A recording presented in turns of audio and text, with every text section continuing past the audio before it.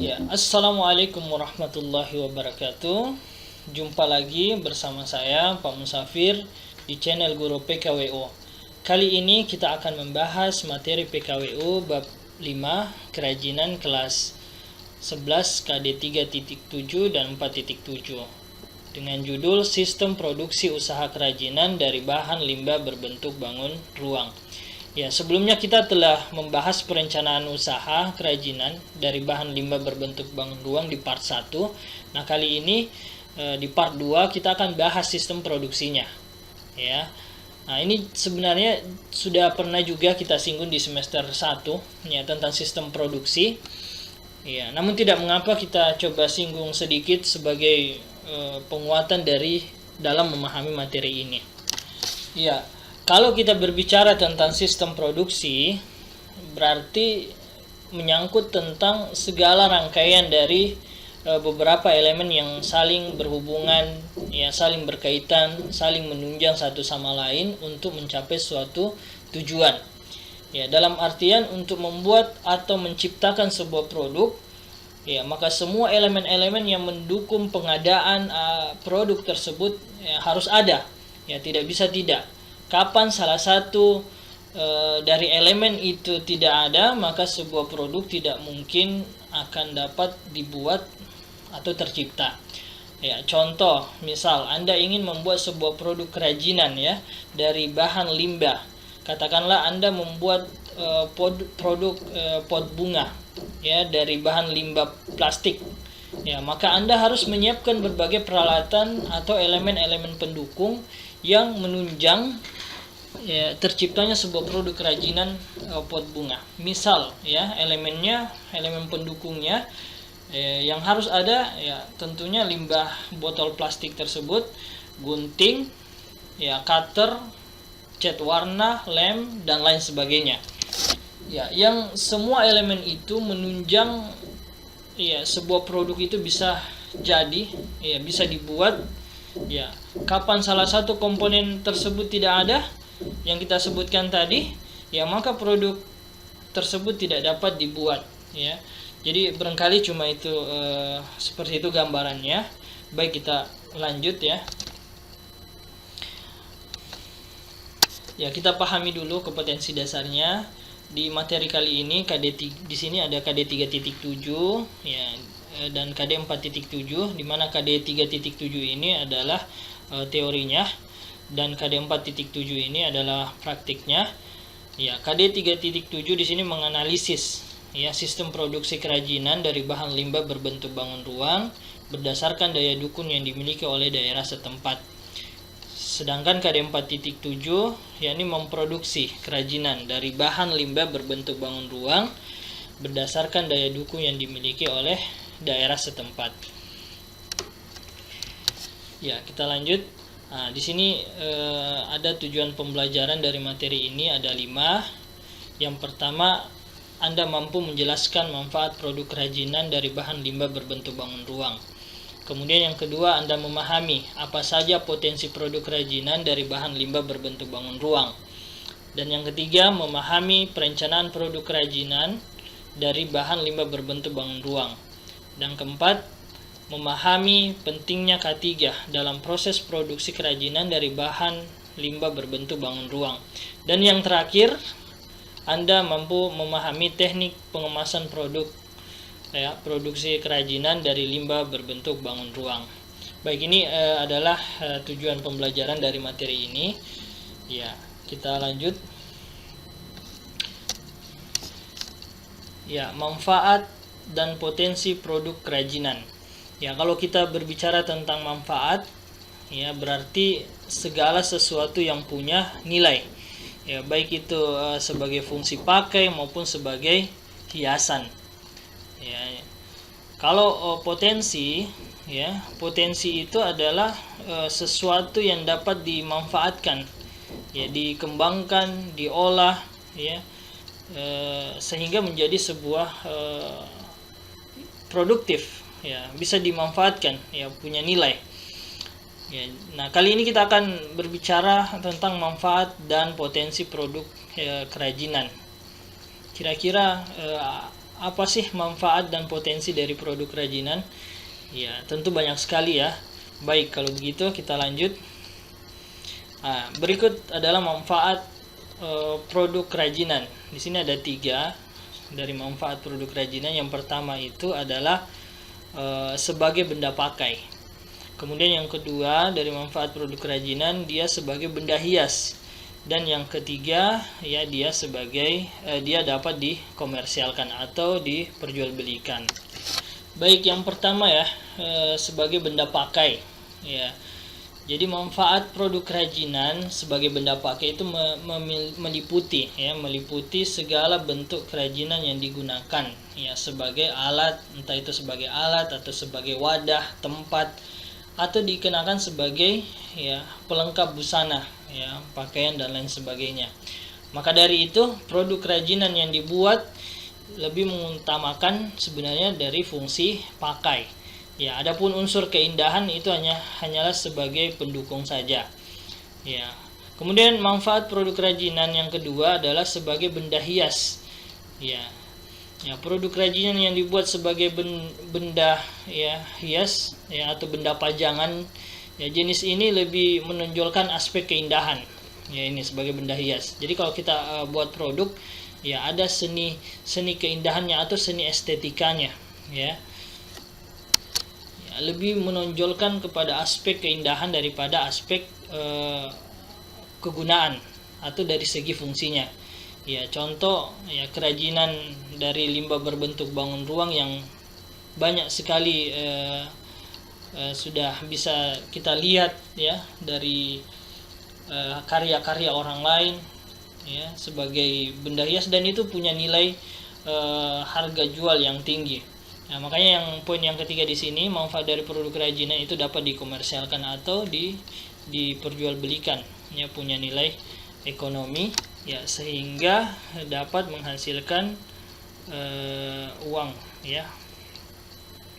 Baik, ini adalah manfaat produk kerajinan. Ya. Nah, kalau potensi kerajinan dari bahan limbah berbentuk bangun ruang ada 4, ya. Potensi limbah yang bisa diolah menjadi bahan kerajinan itu memiliki ciri khas pada setiap masing-masing daerah. Ya, hal ini karena sumber daya dari masing-masing daerah memang berbeda-beda, dan ini kita bisa lihat dari kondisi wilayah masing-masing. Ya, jadi daerah Banggai Kepulauan itu punya potensi limbah tersendiri, ya yang mungkin punya khas tersendiri yang berbeda dengan daerah-daerah yang lain. Ya, ya misalkan ya daerah daerah pesisir pantai atau laut. Ya, kira-kira di daerah kita Banggai Kepulauan, ya karena kita ini orang Banggai, ya Kabupaten Banggai Kepulauan, kira-kira limbah berbentuk bangun ruang seperti apa yang banyak di daerah pesisir pantai atau laut? Ya, tentu limbah yang banyak itu seperti cangkang, ya, cangkang kerang, ya, cangkang kerang laut, tulang ikan, tempurung kelapa, ya, di pesisir pantai itu banyak kelapa, ya, kemudian sabuk kelapa dan lain sebagainya, yang kemudian dengan potensi sumber daya alam, ya, atau limbah itu kemudian bisa kita manfaatkan untuk hasil sebuah kerajinan. Ya, lain halnya lagi di daerah pegunungan, ya. Jadi potensi kerajinan yang kedua ini ya di daerah pegunungan. Ya, kalau apa yang kita bisa dapatkan limbah seperti apa yang kita bisa manfaatkan potensi di daerah pegunungan, itu ada banyak juga, ya. Seperti biji-bijian, ya. Bunga kering, kulit pohon, ya dan lain sebagainya. Anda bisa cari tahu lebih banyak nanti, ya di daerah pegunungan kira-kira potensi limbah apa sih yang bisa kita manfaatkan di daerah tersebut. Ya, jadi yang ketiga, ya potensi kerajinan dari limbah berbentuk bangun ruang yang ketiga di daerah pertanian. Ya, contohnya apa? Ya, ada biji-bijian kering, ya, bunga kering, ya kulit pohon kering, ya dan lain sebagainya, ya. Nah, kemudian ada juga potensi kerajinan di daerah perkotaan.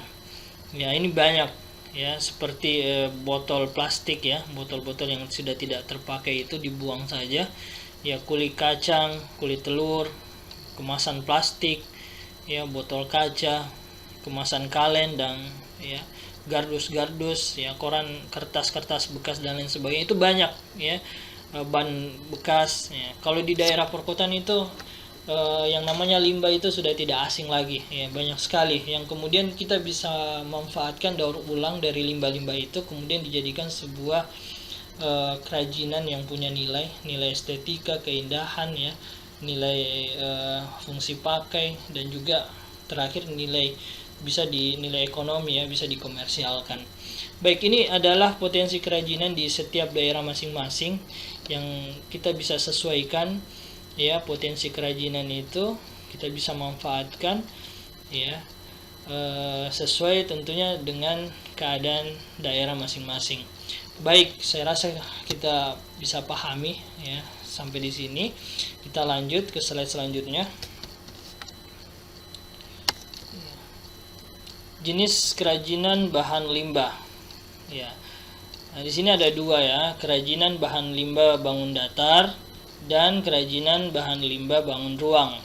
Ya, kalau dulu di semester 1 kita sudah bahas kerajinan bahan limbah bangun datar. Nah, sekarang kita akan sedikit banyak membahas poin kedua ini ya, dari jenis kerajinan bahan limbah dari limbah bangun ruang. Ya, namun saya di sini berpikir bahwasanya kalau saat sekarang ini itu lebih keren. Kenapa? Karena limbah yang kita tahu selama ini adalah sesuatu yang tidak punya nilai ya, atau sampah ya, namanya sampah, tidak punya nilai ya, tidak ada lagi manfaatnya, maka dibuang. Nah, kalau kita berbicara limbah ya, ternyata dengan limbah itu bisa didaur ulang atau dimanfaatkan kembali, diolah menjadi sebuah karya kerajinan yang punya nilai, sehingga menjadi karya yang diminati banyak orang. Nah, pemanfaatan sampah ya, jika ditekuni maka dapat memberikan kontribusi yang sangat signifikan bagi kehidupan banyak orang. Nah, di sini jenis kerajinan dari bahan limbah itu terbagi menjadi dua tadi ya, kita sudah sebutkan. Nah, ya saya sedikit singgung yang pertama ini ya, jenis limbah kerajinan bahan limbah bangun datar ini adalah kerajinan yang membentuk ruang dua dimensi ya, di mana memiliki permukaan datar yang tidak memiliki ruang ya. Contohnya biasa kita lihat contoh pemanfaatan limbah bangun datar ini ya, seperti kain, daun ya, triples, apalagi ya, pokoknya semua jenis yang datar ya, kertas yang tidak dipakai ya, kemudian kita manfaatkan, kita menggambar, menulis ya, sebagai, kemudian kita tempel di dinding ya sebagai benda hias dan lain sebagainya. Itu adalah pemanfaatan dari limbah bangun datar yang cuma bisa dilihat dari satu arah ya. Berbeda halnya kerajinan ya bahan limbah bangun ruang. Nah, kalau limbah bangun ruang ini adalah kerajinan yang membentuk ruang 3 dimensi. Jadi dia punya ruang ya. Ya, kita bisa melihat dari berbagai arah ya, dari segala sudut ya, bukan cuma dari satu arah, tetapi dari berbagai arah kita bisa lihat. Baik, untuk lebih memahami bagaimana bentuk kerajinan bahan limbah bangun ruang itu, berikut contohnya ya, contoh kerajinan bahan limbah bangun ruang ya. Di sini ada pemanfaatan kulit jagung ya, kemudian didaur ulang limbah kulit jagung ini menjadi sebuah tempat tisu ya. Ini merupakan salah satu kreativitas ya, dan saya rasa bukan cuma satu fungsi atau yang bisa dibuat dari kulit jagung ini, bisa banyak bentuk ya dan fungsi pakai atau benda hias lainnya yang bisa kita ciptakan dari limbah kulit jagung. Nah, ini salah satu contoh saja, yakni disulap menjadi tempat tisu. Kemudian ini ada juga pemanfaatan tempurung kelapa. Jadi biasanya kalau tempurung kelapa itu sudah tidak dipakai, diambil isinya, dibuang begitu saja. Nah, kita bisa memanfaatkan ya tempurung kelapa itu menjadi sebuah produk kerajinan. Kalau ini didaur ulang menjadi tas, ya, tas dari tempurung kelapa. Dan masih banyak lagi bentuk-bentuk kerajinan yang bisa kita olah, kita bisa buat dari limbah tempurung kelapa.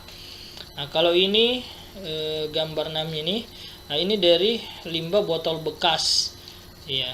Dan hasil dari daur ulangnya adalah pot bunga, ya. Nah, tidak kebayangkan dari botol bekas yang sudah tidak ada fungsinya lagi, kemudian didaur ulang menjadi pot bunga yang cantik seperti ini, sehingga menjadi daya tarik, ya, punya nilai estetika dan fungsi pakai. Kemudian apalagi ini? Nah, ini limbah ranting pohon, ya, yang kemudian dibuat hiasan kerajinan seperti rumah adat, ya, rumah adat miniatur. Nah, ini juga merupakan hasil dari pemanfaatan limbah sehingga dirubah menjadi sebuah kerajinan yang punya nilai. Nah, ini pemanfaatan limbah plastik, ya, yang dimana selama ini limbah plastik itu jadi ya kalau sudah tidak dipakai dibuang saja, ternyata kita bisa manfaatkan yang menjadi sebuah tas. Nah, tentunya ini sudah punya nilai, ya. Di samping sebagai nilai pakai, fungsi pakai, nilai estetika, keindahan, juga punya nilai ergonomis, ya, punya nilai ekonomi. Nah, kemudian yang ini limbah dari ban bekas, ya, kemudian dimanfaatkan, didaur ulang menjadi sebuah kerajinan tempat sampah, ya. Nah, sudah punya nilai fungsi pakai. Ada yang terakhir, ini salah satu contohnya lagi adalah kayu bekas. Ini kayu bekas yang hasil limbah, hasil buangan yang sudah tidak dipakai, ternyata kita bisa manfaatkan juga sebagai benda kerajinan. Nah, kemudian dibuat jadi patung. Dan masih banyak lagi sebenarnya dari contoh-contoh limbah ini yang kita bisa manfaatkan menjadi sebuah karya kerajinan sesuai dengan kreativitas kita masing-masing, dan itu bisa dikembangkan. Baik, saya kira ini contoh kerajinan bahan limbah bangun ruang, ya. Dari sekian banyak contoh, Anda bisa searching, ya, atau mencari lebih banyak referensi di internet. Baik, kita lanjut. Perencanaan produksi. Ya, jadi yang direncanakan di sini adalah produksi kerajinan. Ya, perencanaan produksi kerajinan umumnya lebih menitik beratkan pada nilai-nilai keunikan dan estetika atau keindahan. Ya, sementara dalam pemenuhan fungsinya lebih menekankan pada pemenuhan fungsi pakai yang lebih bersifat fisik, ya, misalnya benda-benda pakai, ya, perhiasan, furnitur, ya, atau sandang dan sebagainya. Ya, kita lanjut saja perencanaan produksi ini. Nah, di sini persyaratan dalam perencanaan produksi kerajinan dari bahan limbah berbentuk bangun ruang. Nah, di sini ada 3. Yang pertama itu menentukan segmentasi pasar. Yang kedua, menentukan bahan material produksi kerajinan. Yang ketiga, menentukan teknik produksi. Baik, yang pertama kita jelaskan dulu persyaratan dalam perencanaan produksi kerajinan dari bahan limbah berbentuk bangun ruang ini adalah kita harus menentukan segmentasi pasar. Apa sih itu segmentasi pasar? Ya, yaitu kegiatan membagi suatu pasar menjadi kelompok-kelompok pembeli yang berbeda, yang memiliki kebutuhan, karakteristik atau perilaku yang berbeda, yang mungkin membutuhkan produk atau bauran pemasaran yang berbeda. Jadi kita kelompok-kelompokkan dulu. Kalau kita bilang ini adalah sasaran pasarnya, ya. Ya, ada anak-anak, ada orang dewasa, ada orang tua, ya. Nah, Jadi sasaran-pasarnya atau ada yang level bawah, menengah, atau yang mid, atau level tinggi. Jadi menentukan segmen pasar itu penting agar kenapa? Iya, kita lebih menguasai kondisi pasar itu. Ya, jadi segmentasi pasar juga dapat diartikan sebagai proses mengidentifikasi atau menganalisa para pembeli di pasar produk. Ya, di pasar produk, menganalisis perbedaan antara pembeli di pasar. Nah, ini nantinya ada pembahasan tersendiri sebenarnya. Ini kalau kita berbicara tentang segmentasi pasar ini agak panjang ya kalau kita mau. Intinya agar pasar itu dapat kita kuasai, kualitas dan harga barang harus sesuai dengan selera konsumen dan daya beli kemampuan konsumen. Makanya di awal tadi kita kelompok-kelompokkan dulu. Oh, ini level bawah, level menengah, level atas. Jadi tidak semuanya kita sapu rata. Kalau kita mengeluarkan sebuah produk ya dengan harga yang mahal, ya tentu ke kelas kalangan bawah itu tidak akan menjangkau. Nah, begitu pula dengan sasaran pasarnya, ya. Kalau penggunanya untuk anak-anak kecil, ya berarti yang orang dewasa dan orang tua mungkin tidak bisa memanfaatkan produk yang kita akan tawarkan nanti. Jadi penentuan segmentasi pasar ini penting ya. Nah, ini nanti ada pembahasan tersendiri. Nah, kita akan bahas. Yang intinya kita pahami saja dulu di situ. Ya, kemudian yang kedua menentukan bahan material produksi kerajinan. Ya, pada karya seni kerajinan, ya, seseorang perajin itu harus mampu menghubungkan bentuk dan fungsi sehingga karya yang dihasilkan itu dapat memenuhi fungsi. Sementara bentuknya tetap indah.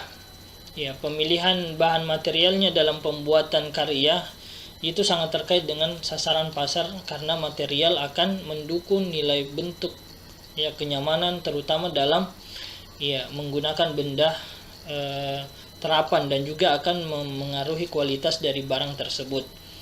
Ya. Bentuk selalu bergantung pada sentuhan keindahan estetika. Oleh karena itu dalam penciptaannya, ya, seorang pengrajin itu harus menguasai unsur-unsur seni rupa, ya, seperti garis, bentuk, warna dan komposisi. Jadi ini ya, menentukan bahan material itu perlu banyak pertimbangan. Ya, terutama tadi harus menguasai unsur-unsur seni, ya, seni-seni rupa seperti garis, ya, bentuk, warna dan komposisi. Ya, jadi semua punya nilai, ya, kapasitas yang harus punya takaran sehingga produk kerajinan yang kita ciptakan itu punya betul-betul yang berkualitas. Kemudian yang ketiga di sini persyaratan dalam perencanaan produksi ini menentukan teknik produksi. Ya, jadi beberapa jenis kerajinan itu memiliki alat dan keterampilan khusus untuk mewujudkan. Ya, jadi teknik produksi kerajinan itu disesuaikan dengan bahan, ya, alat dan cara yang digunakan, ya, dalam pelaksanaan pembuatan produk-produk kerajinan tersebut. Ya, bahan dan teknik-tekniknya yaitu mesti kita tahu, ya, dalam menentukan teknik produksi. Ya, bentuk bangun ruang dapat dilakukan dengan teknik pahat, ya, atau cetak, teknik ukir, ya, teknik apalagi ya, dan masih banyak teknik-teknik yang mungkin harus Anda kuasai dalam membuat sebuah produk kerajinan dari bahan berbentuk bangun ruang tersebut. Baik, kita lanjut ke slide selanjutnya. Teknik pengemasan dan keselamatan kerja ini yang kemudian yang kita singgung di awal tadi. K3 itu dikenal K3 itu keselamatan kerja. Ya, jadi keselamatan kerja itu merupakan sikap pada saat kita bekerja, dan ini sangat penting sekali, ya.